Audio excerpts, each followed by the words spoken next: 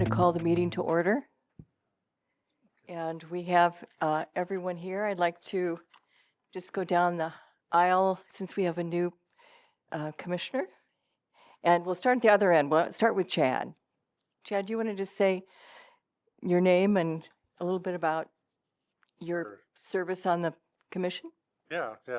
Chad Wade, been on the commission, I don't know, about 3.5, maybe 4 years now. Local Iowa City and born and raised, so 47 years of tenure in this city. So, 47 years next month, I should say. Wow. So yeah, excited to have you aboard. Billy Townsend, retired. My second stint on planning and zoning. I was with you for almost 30 years. James Davies. I have been on the commission less than a year. Also born and raised in Iowa City. So, yeah. Maggie Elliott, I'm on my first term, and I have more tenure in Iowa City than Chad, and I wasn't born here. My name's Caleb Beining. I'm on my first term, and I was born and raised in Iowa City as well. My name is Steve Miller, and this is my first term as well. I've been on the commission less than a year, and I've been in Iowa City about 10 years. Great. Well, thank you for the kind welcome. I appreciate it. Colette Atkins. I've been in Iowa City 2.5 years, so I'm the new kid on the block, and I look forward to learning from all of you. So thank you for the kind welcome. Thank you. Do we have any public discussion for anything that's not on the agenda? Okay. Seeing a no. We've got 2 urban renewal items on the agenda to start with. The review of proposed Sycamore Urban Renewal Plan located in the commercial area bordered by Sycamore Street, Highway 6, and the Iowa Interstate Railroad. Rachel? Who's on Hi, everyone. camera? Yes. Take it away. Okay, great. Well, I apologize that I can't be there with you tonight. The flu hit our house like it is hitting so many, and so I'm logging on from home to present to you tonight. But yeah, we have 2 urban renewal areas that we're considering adopting here in Iowa City. They were both public hearing. City Council set a public hearing to consider adoption of those at an upcoming meeting, and so I'll kind of talk through each of them today. Let's see.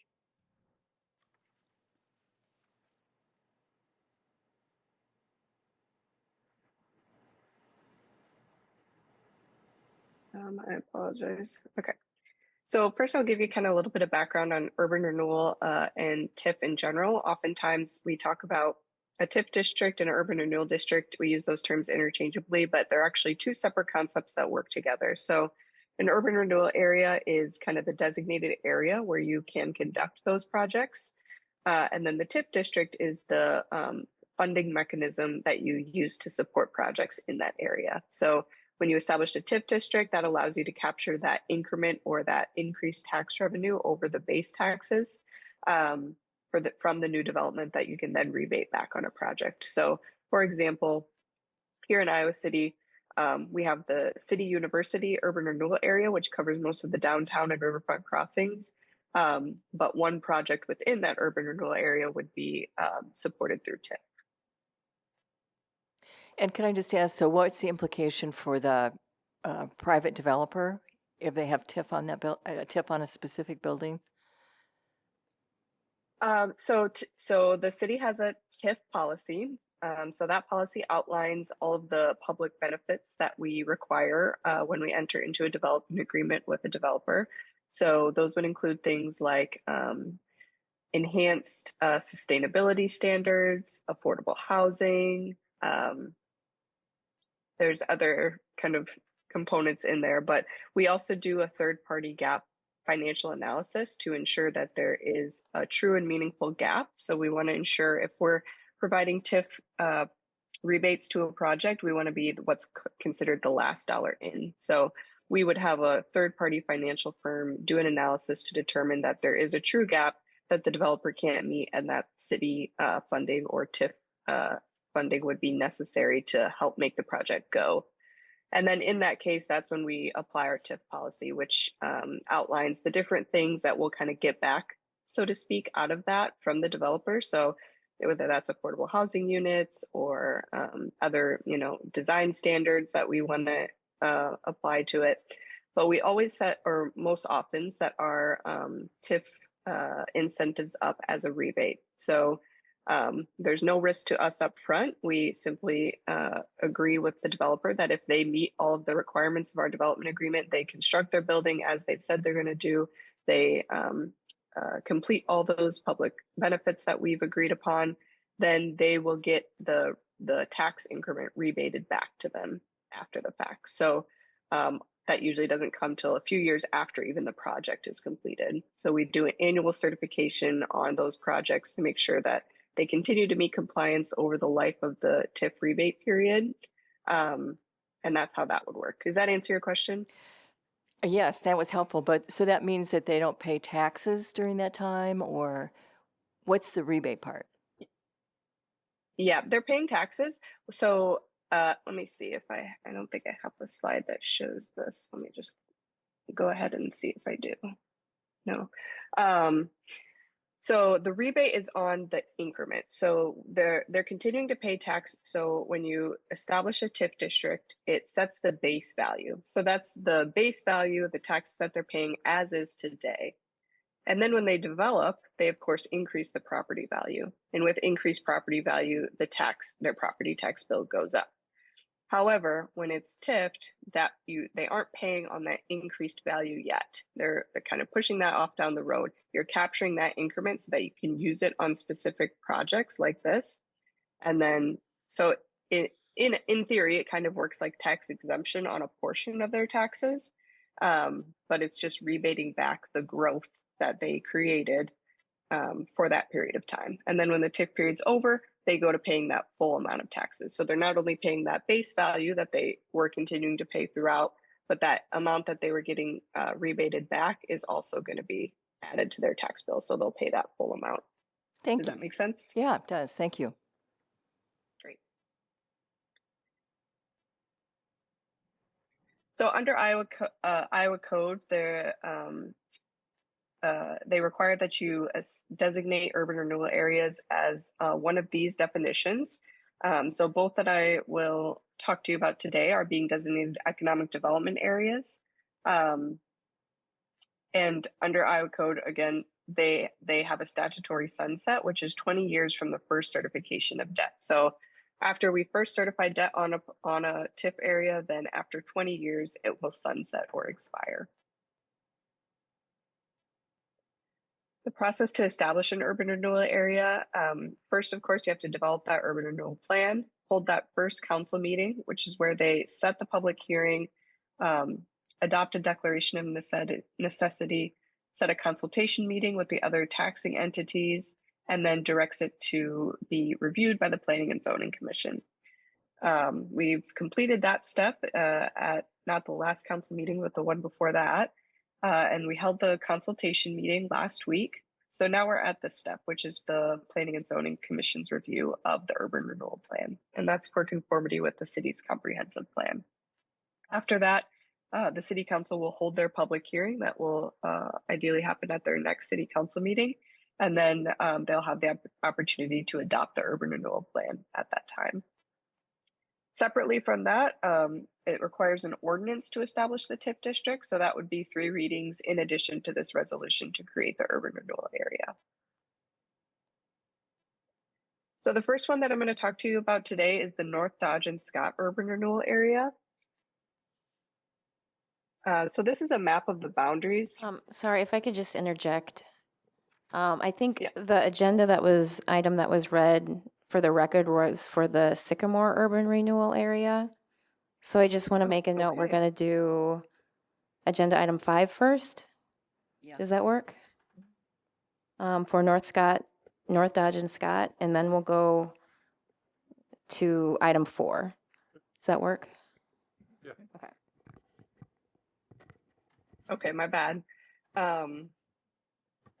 So starting with the North Dodge and Scott urban renewal area, this is kind of a map of those proposed boundaries. So this is the commercial area that's bordered kind of by North Dodge Street and Highway 1 along that northwest boundary, and then North Scott along the western and southern boundary.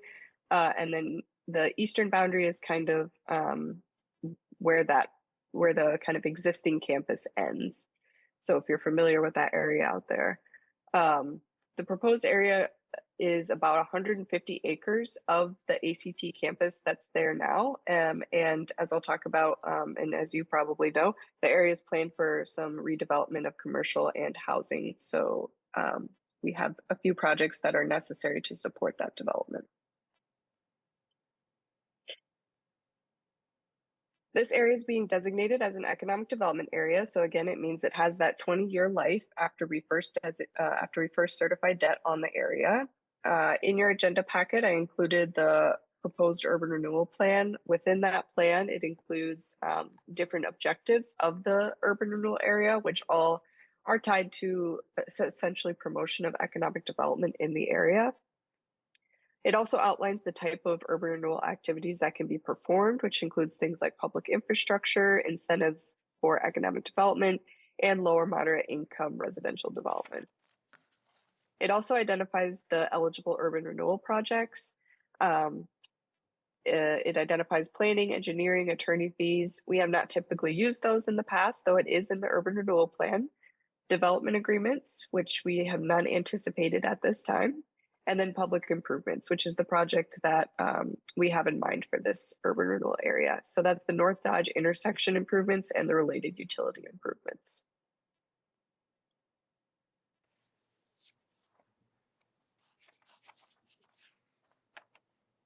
So as you know, the JMB development is planning some redevelopment activity in this area. So this is just kind of their conceptual master plan, but just to give you an idea, they're kind of the purple shown is different housing projects. Senior housing is their primary focus at this time, but the yellow along North Dodge to the north of the graphic there is the commercial redevelopment, which will be happening. And to serve those users and tenants that are coming in there, we need to complete improvements at the North Dodge intersection. So this is kind of a drawing of that project. Again, this is necessary to support the anticipated development that's happening on the property. This was a project that was kind of already pre-planned. ACT Circle was it's not signalized here, but with the traffic counts, they knew that it would need to be at some point. However, once Iceberg Development purchased the ACT property and planned their development, through different studies, the city and the developers realized that additional access and signalization would be needed. So by adding in that fourth leg connecting ACT Drive to the ACT camp, kind of what's considered the ACT campus now, as well as adding a second left turn lane in off North Dodge Street into ACT Drive, that increased the project cost considerably. So the project cost is about $3.5 million, and we have that programmed for 2026 in our capital improvement project. Again, that project and the timing of that project is necessary to support the users that are coming in here, particularly the grocery store, which I think will be the first one coming in. And so that's kind of the impetus for this urban renewal area and TIF project. The idea would be that the city would fund the project through an internal loan, so we would lend it to ourselves from one of our funds that has the capacity in the city budget, and then we would reimburse ourselves with TIF over time. So that would, at a $3.5 million project, that would look like about $150,000 over a 10-year period.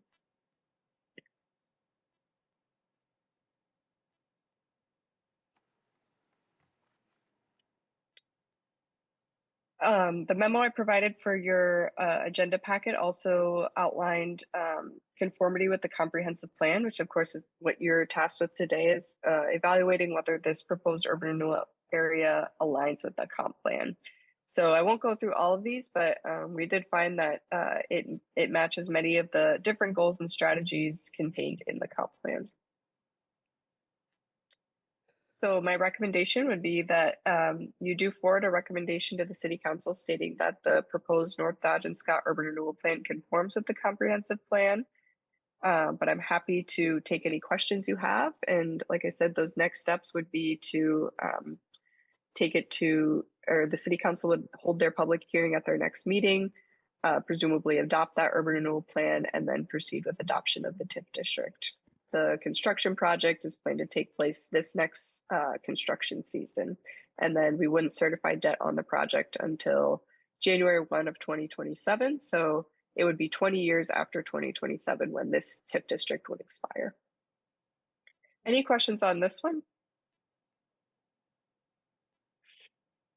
No questions. Do we have a Okay. motion? Is that what we need to do? Let's take public comment first. Oh, Okay. no public comment. Yeah, and then Done? motion, yeah. All right. All right. Do we have a motion? I move to approve the proposed North Dodge and Scott Urban Renewal Plan as recommended by council or staff. Second. All in favor? Aye. Discussion, Oh. sorry. Discussion? Discussion before a vote. Mm. I just, Go ahead.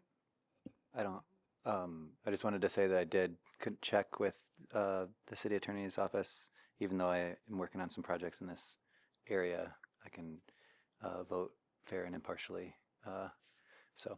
But I do think it's a great use of TIF when it gets there, but as a urban renewal district, I'm in support. Great.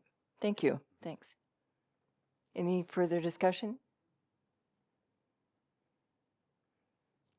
A vote. All in favor? Aye. Aye. Aye. Any opposition? No. All in favor? We'll go on to number 4, which was the Sycamore Urban Renewal. I think I read that Yeah, one I time. apologize This for is doing those. Sycamore. Rachel, your turn again. Okay. So very similar here with the proposed Sycamore Urban Renewal Area. So this is a map of those proposed boundaries. So kind of orient you to the map. This is the area kind of between Highway 6 and the railroad to the north there. And then from east to west, it's kind of Sycamore Street is the west boundary. And then the edge of the Procter & Gamble beauty building to the east there. The proposed urban renewal area is it consists primarily of older commercial development. Much of the development in this area is consists of underutilized and underused buildings and sites. A lot of the development has site layouts that are more inefficient and don't necessarily meet the modern needs of commercial, retail, and employment uses, and how people want to move through the area. There's plenty of kind of roadway and access limitations throughout the area. And so even though this area has continued to serve as a really strong commercial and employment center in our community, and especially for that surrounding neighborhood, there are opportunities to continue to improve the overall economic development potential of the area and the overall functionality of the area.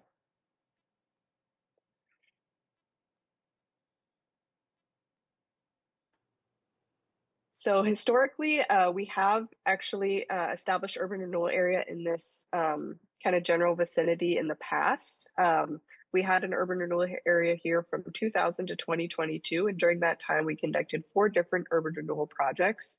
In 2000, we did a development agreement on the Sycamore Mall, which included some building upgrades and some minimum occupancy standards.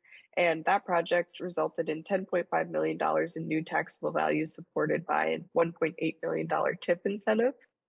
In 2002, we did what's shown on your screen here, which was an agreement with Claymore Development for some improvements of several buildings along First Avenue.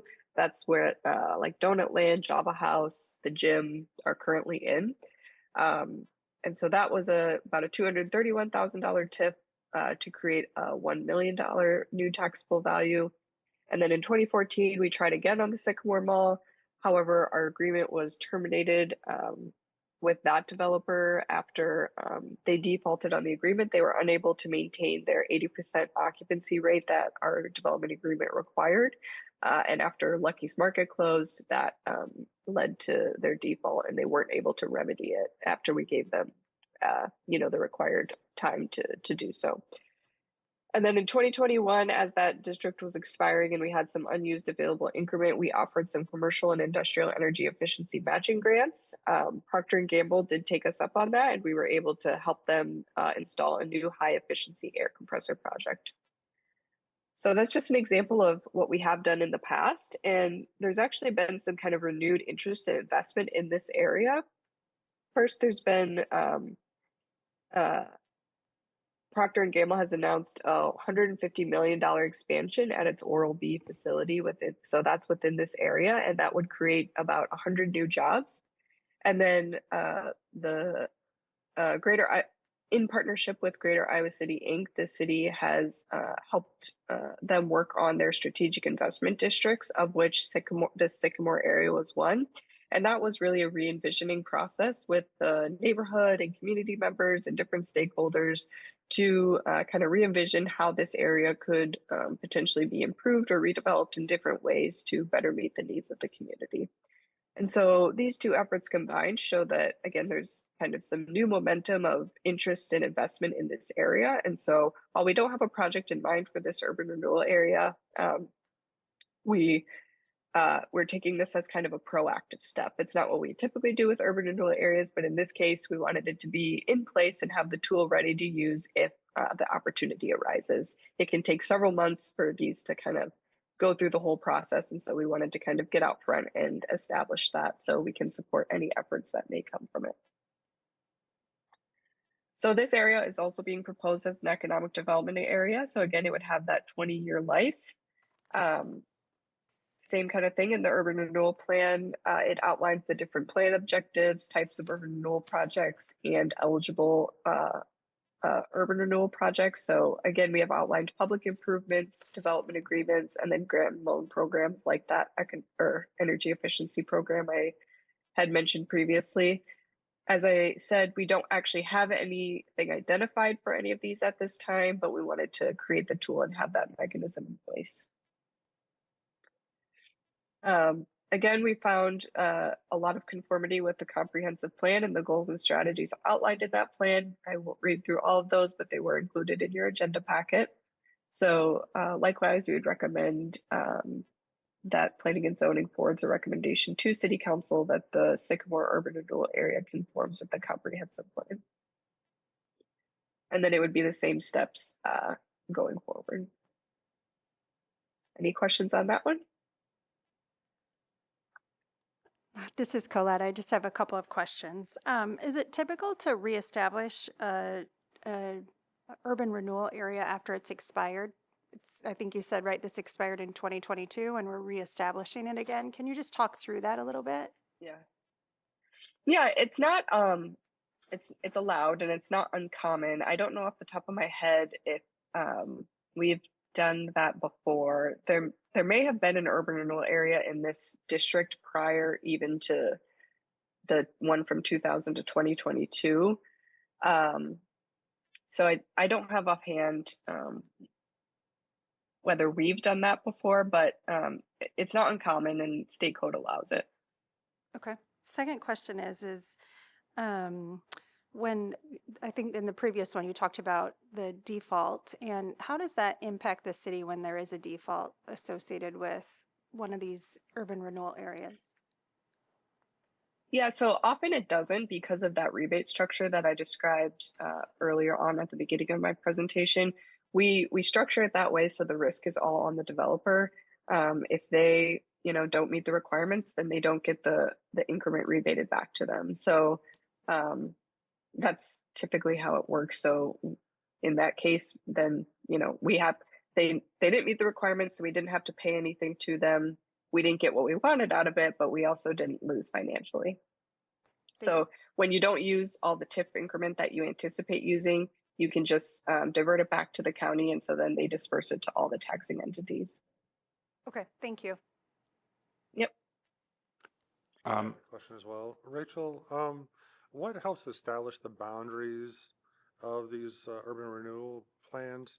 For example, like it ends at the P&G lot, but it doesn't flow over into the HNI or Lakeside. So I'm just trying to understand kind of what establishes the boundaries versus continuing to grow within that area. Yeah, the boundaries are established by staff, so me. uh, we just terminated at last night's city council meeting. We just terminated two urban renewal areas that were nearby this district, but had never been used. So one of those was in that area that you're talking about, James, and it had been on our books for over 20 years and had never been used. So we didn't see a reason to include it there.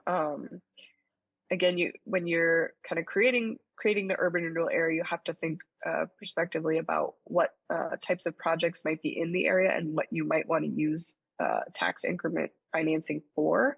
And so in this case, we were really focused on kind of that opportunity for commercial and residential redevelopment that the Greater Iowa City Strategic Investment District focused on. If we wanted to focus on more of like an industrial development and employment center focus, then we would probably create a separate urban renewal area covering more of that industrial property to the more to the east. Okay, thanks. That direction. Yep. But you could include, I mean, you could have made it one big district as well. Can you talk a little bit about kind of when that base tax value is established and how it's established? I know we have kind of a large project that is coming soon that's essentially already started. Is that going to be valued based on kind of an empty lot, or is that calculated based on the building that's projected to go there now? So the base value will be set as of January 1 of the year prior when debt is first certified. So if we certifying debt is how we basically signal to the county that we intend to have incurred an expense on the urban renewal area and now are seeking the diversion of the tax increment to expend on that project. So let's say January 1 of 2027 is our first time that we're certifying debt on the project, then the base value will be set as January 1 of 2026.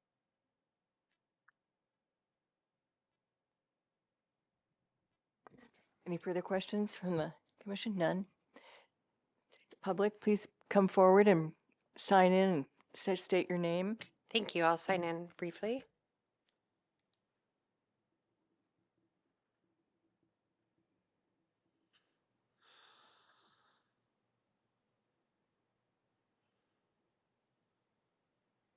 We do have a limit of 5 minutes. Great. I will not take that long.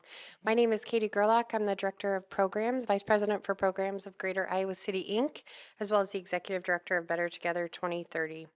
I am here tonight to speak in support of establishment of the Sycamore Strategic Investment District Urban Renewal Area. I know that's not the legal term you're using, but that's what we're calling it at Greater Iowa City because we've been promoting the Sycamore STRID for the last year. We've been working on it as a community, and the Sycamore area has long been recognized as a place with strong fundamentals, but real redevelopment barriers, including aging commercial properties, fragmented design, infrastructure challenges, and limited internal connectivity. These conditions have constrained private redevelopment and reinvestment for years, despite the area's strategic location and proximity to jobs, services, and existing neighborhoods. The Strategic Investment District process that Greater Iowa City undertook was intentionally community-informed and implementation-focused. It aligned closely with the city's comprehensive plan and direction around infill development, housing delivery, and reinvestment along major corridors. Importantly, the proposed urban renewal area does not approve any project tonight. It simply creates the framework needed to move the vision to a viable redevelopment over time. Urban renewal designation is a necessary first step in this process, and tools like TIF are not automatic or guaranteed. But without urban renewal in place, many of the infrastructure and site challenges will remain unsolvable. Housing is a critical part of this conversation. The Sycamore Strip identifies realistic opportunities to add dense housing, potentially hundreds of units over time, while still respecting zoning and processes, buffering needs, and future site-specific review. Establishing this urban renewal area will keep those options on the table and will allow flexibility as projects evolve. From a planning perspective, I also want to emphasize that this action preserves your role. Any rezoning, site plans, subdivisions, or development agreements will still come before this commission. Tonight's decision is about setting the policy and the financial foundation, not bypassing future scrutiny. Finally, I want to acknowledge the strong collaboration between city staff, property owners, community partners that have brought this forward. The level of coordination is exactly what an urban renewal district is intended to support when a district is ready to move from planning to implementation. For these reasons, I would respectfully urge the Commission to recommend approval of the Sycamore STRID on behalf of Greater Iowa City, Inc. And it's a thoughtful, responsible step for reinvestment, housing, and long-term vitality. Thank you for your time. Thank you. That was very helpful. Do we have a motion from a commissioner? Happy to make a motion. I'll second. Okay. Discussion? I have a question. Is there any reason why that Eastdale area is not included in this? Because since it's right across the street and they have the same problem It's as included. Sycamore. It's included. It's, It is Eastdale- included. Yep. Okay. Didn't look like it was included. Any further discussion? Ah, looks little. I'm fully supportive. I think it's a great opportunity. In full transparency, I did participate in the Strategic Investment District charrette with Greater Iowa City. I found it really interesting. I think kind of to address Colette's comment about kind of renewing a district that, you know, has expired previously. I think, you know, there's some energy, I think, in maybe approaching it a little bit more proactively, which I think could help. I think, you know, a lot of the times you see these districts kind of established in a passive way, kind of hoping private development kind of takes over and runs with things. I think this opportunity to kind of approach it more collaboratively with public-private partnership kind of presents maybe a different path forward that might have a little bit more energy. So I'm excited about kind of re-energizing that area in particular. Call for a vote. All in favor? Aye. Aye. Opposed? Thank you, Rachel. Our next. Thank you. I apologize I couldn't be there again. Our next agenda item is case number REZ 25-0013, consideration of amendments related to 14-5J floodplain management standards. Madison, is this, you're up. All right, let me get it started here. I think I just go like this. Then I'll share.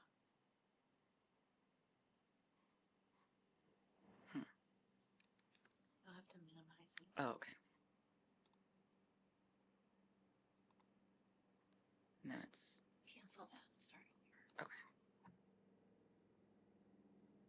Great.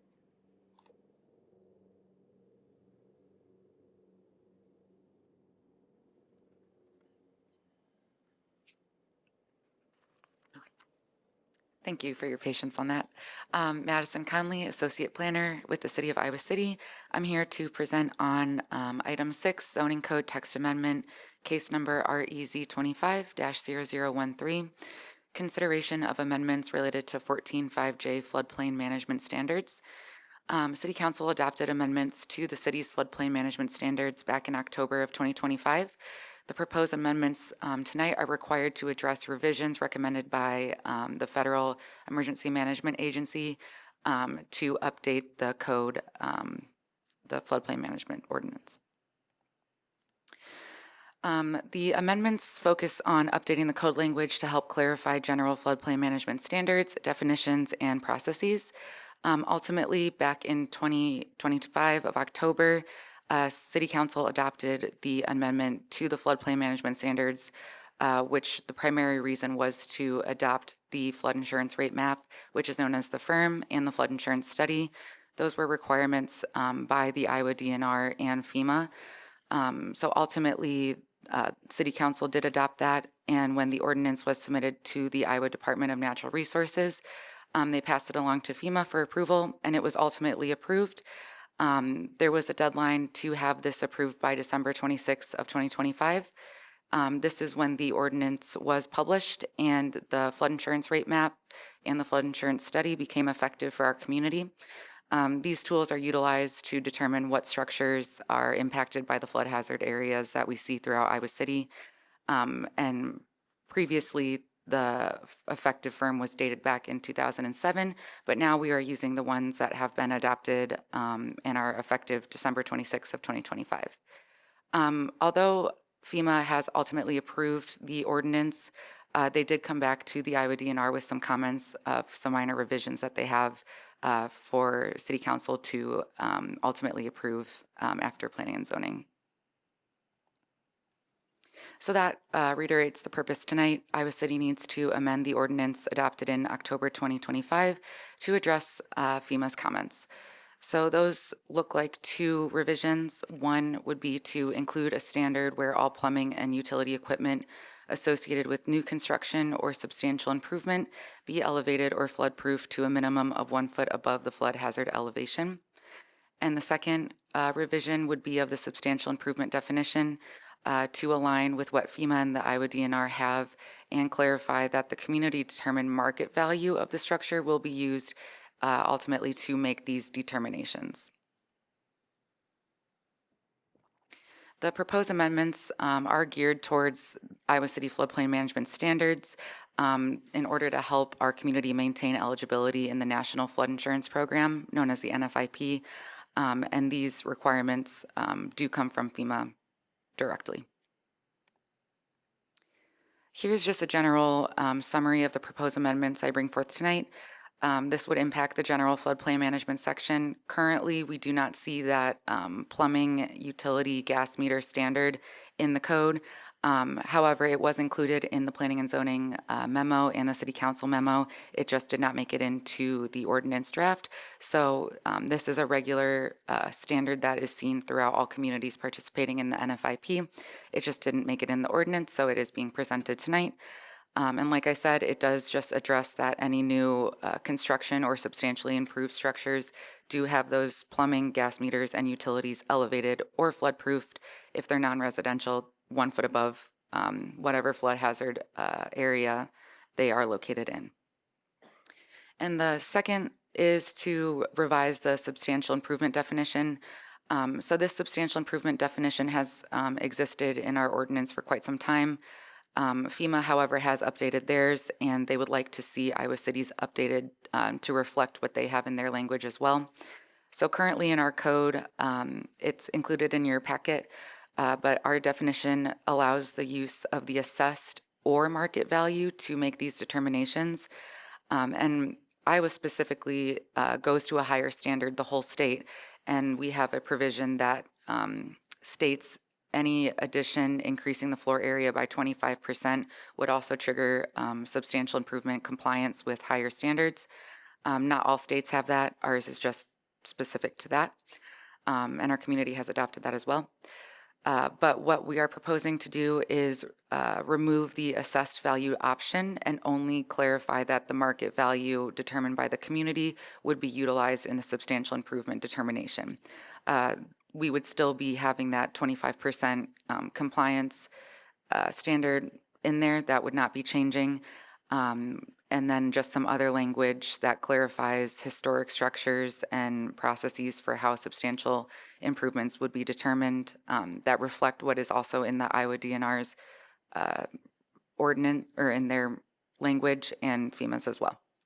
I have a quick question just Sure. before we get too in the weeds. Can you kind of talk about the difference between community assessed market value and kind of Sure. typical assessment? Yeah, assessed focused more on the tax side of it, and then the market value that fluctuates more often based on the demand in the housing market and whatnot. So that's basically the interpretation that I was given for market versus assessed. And how does the city use, how do So- they use that? Yep. So what we do, we utilize the assessor's report that does determine market value and dwelling value on there. So we take a look at that and we utilize that number consistently for each report that there is. And then we do a calculation where we take the cost of the improvement over the market value determined by the community. And then based on that determination, if that's greater than 50%, that triggers a substantial improvement in compliance with our higher standards. Okay. Is it the same for kind of commercial and residential Correct. property? And assuming municipal property too? Like is Yep. So there's the option that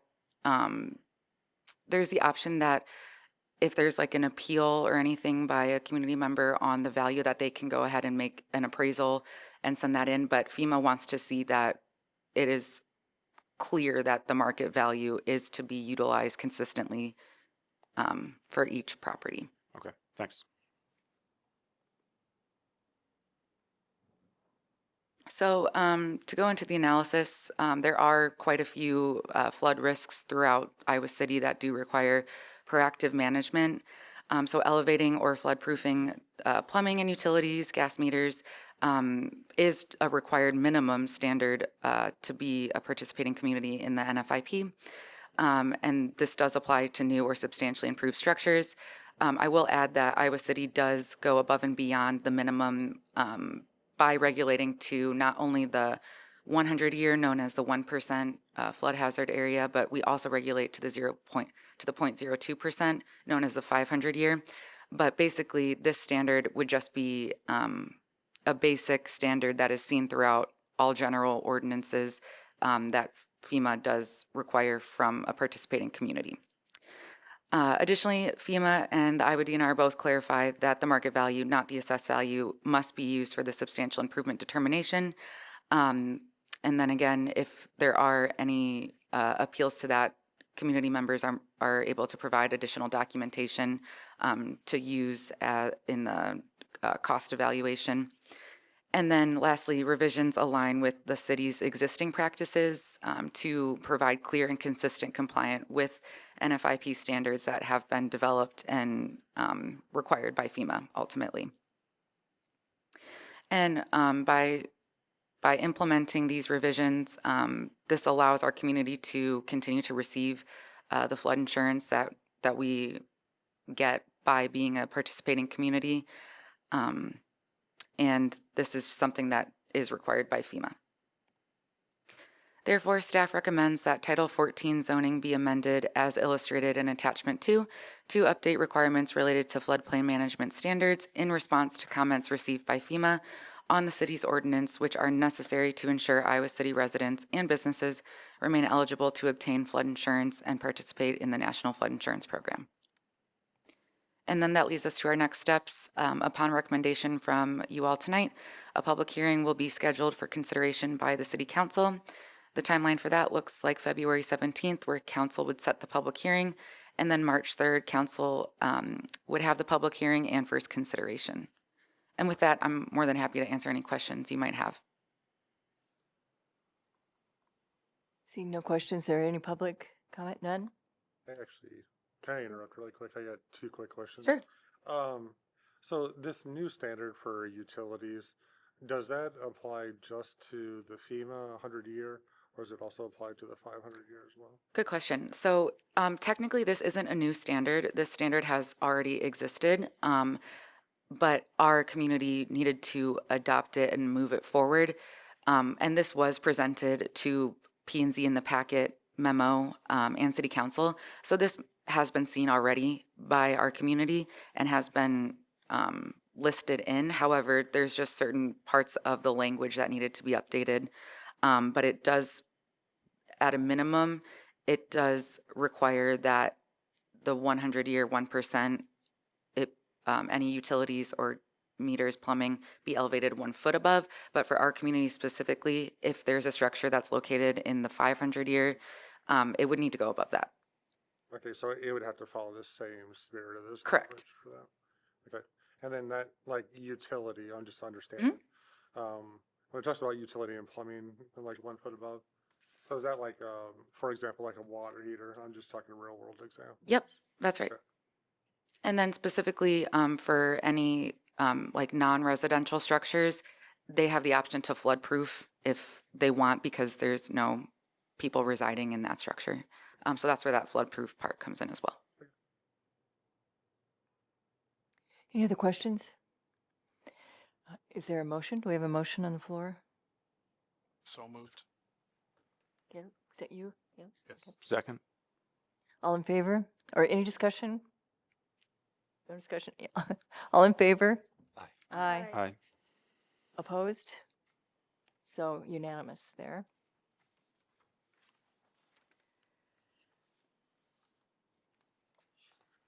I lost my agenda here. Consideration of minutes. Consideration of minutes from December 17th. Have we all read through that? Move for approval? Move Any- move any- to approve? Second. All in favor?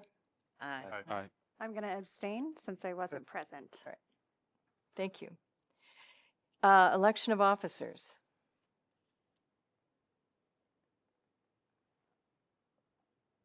So,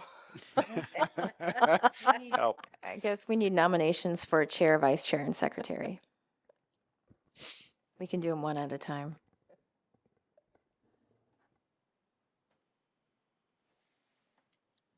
I nominate Maggie for chair. Is that how we would do it? We need a second or anything? I second that. Third. all in favor? Yeah, yeah. Aye. Aye. Opposed? All right. Vice chair, I nominate Chad Wade. Vice Chair. Second?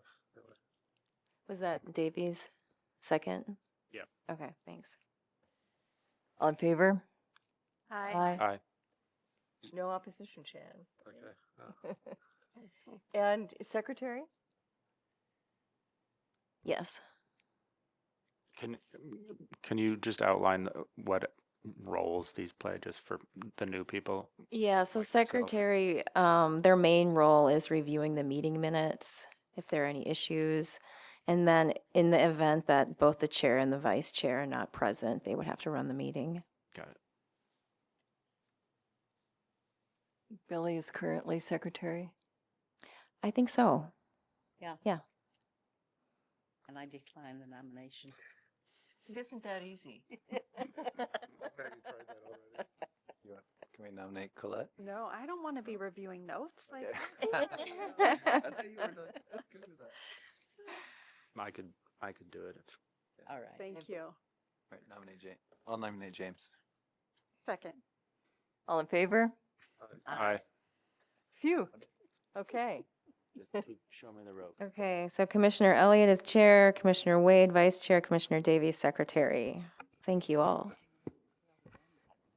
And is there any planning and zoning information? Yeah, I do have a couple of items.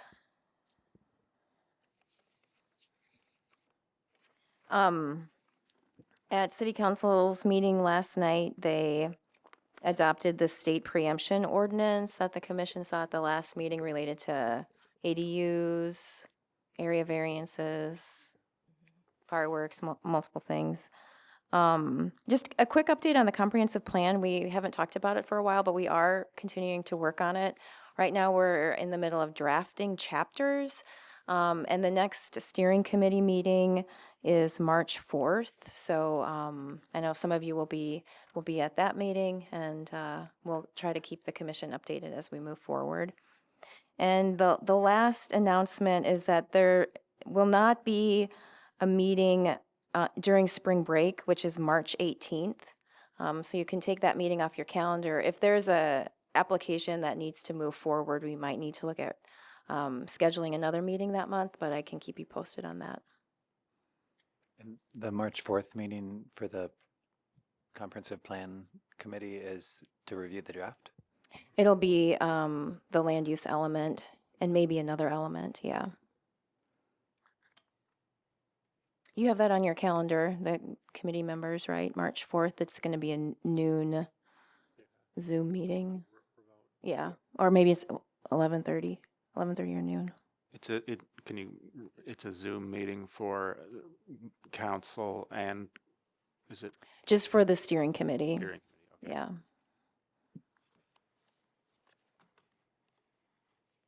Thank you, Ann. Yep. Welcome, Colette. Good to have you here. Thank you. I'll move to adjourn. Second. All in favor? Aye. Aye. 4-7.